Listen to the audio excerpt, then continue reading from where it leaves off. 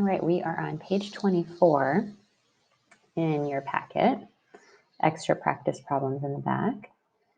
And I'm going to go over the odd problems with you, and then you're going to attempt the even ones on your own. Okay. So for each of these problems, we're using the sine ratio. So for these first four, the sine ratio, remember, is the opposite leg over a hypotenuse. Remember, sine, cosine, tangent, so ca and toa. So we're using the sine ratio for these. So in this triangle, we have a 23-degree angle. This side would be the opposite side. This side is the hypotenuse.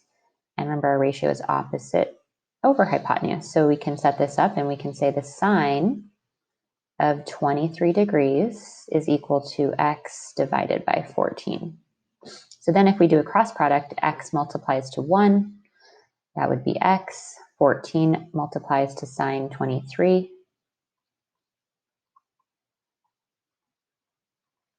And that would be our exact answer. And then we just need to get the scientific calculator and multiply these on a scientific calculator. So 14 multiplied to sine 23.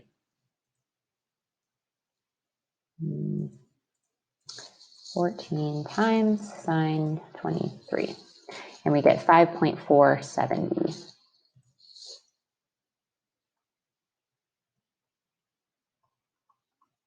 Okay. Problem 10 is similar. So maybe pause and try this problem as well. You're going to set up it in the same way. Now we'll do question 11 together. So in question 11, we have our opposite side from our 57 degrees. This is opposite. And we have our hypotenuse. So opposite and hypotenuse. So we're going to set up the ratio in the same way. So we can say sine of our 57-degree angle equals opposite. Now our opposite is 11 and our hypotenuse is x. So remember, anytime your variable is in the denominator, you will need to divide to get your solution. And this is why. We're going to end up with x multiplied by sine 57 equals 11. Now the only way to get x by itself is to divide by sine 57 on both sides.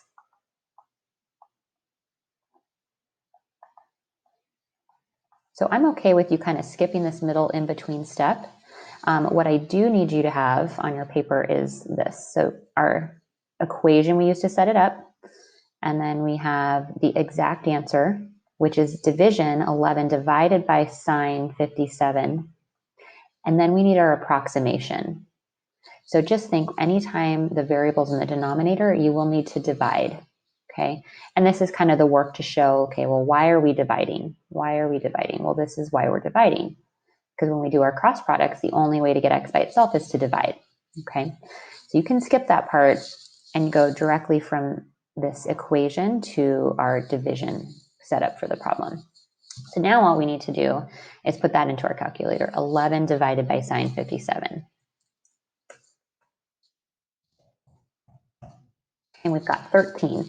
And if you had tried to multiply, let's see what we would get. 11 times sine 57, because that's the wrong setup, and we would get 9. So let's look at the problem and see which answer makes more sense.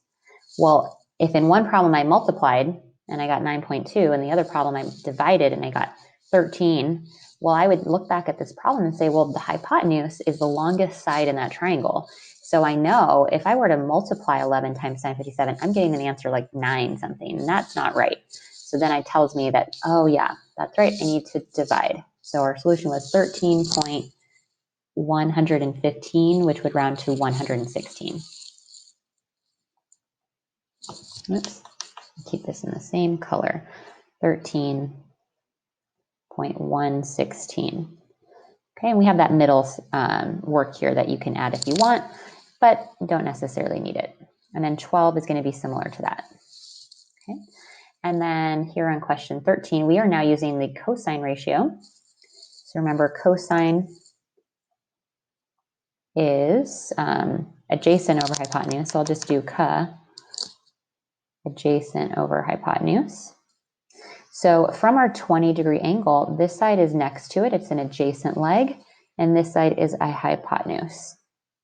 So remember, we set this up in the ratio adjacent over hypotenuse. So I could say cosine of 20 degrees is equal to x over 15. Now, if we do a cross product, it'd be x equals 15 multiplied to cosine 20. And we'll get our approximation of that when we put that into our calculator. X multiplied by cosine 20. Or I'm sorry, 15 multiplied by cosine 20. 15 cosine 20. Okay, so that would be 14.095, and that'll stay 0.95. 14.095. And that makes sense because the hypotenuse is the longest side. Hypotenuse is 15. So we would definitely want our side here, x, to be smaller than that. Okay, so your setup for question 14 will be the same. So maybe try that. Take a pause and try that question.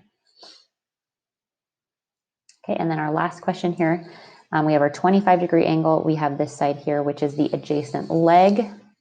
We have this side here, which is a hypotenuse. Remember, hypotenuse is across from the right angle. Adjacent over hypotenuse. So this would also be a cosine ratio. Let me write this here. Cosine of 25 is equal to 14 divided by x. So remember, when it's in the denominator, we're going to have this cross product and we're going to have to simplify that. So I just say, okay, well, if it's in the denominator, I'm dividing. So I would say, okay, x equals 14 divided by cosine 25. That's my exact answer. That's what I put into the calculator. And then I can get my approximation for that. So 14 divided by cosine 25.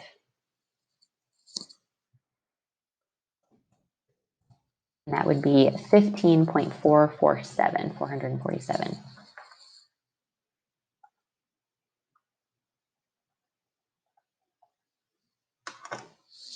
And then 16 will be also just like question 15 in terms of the setup.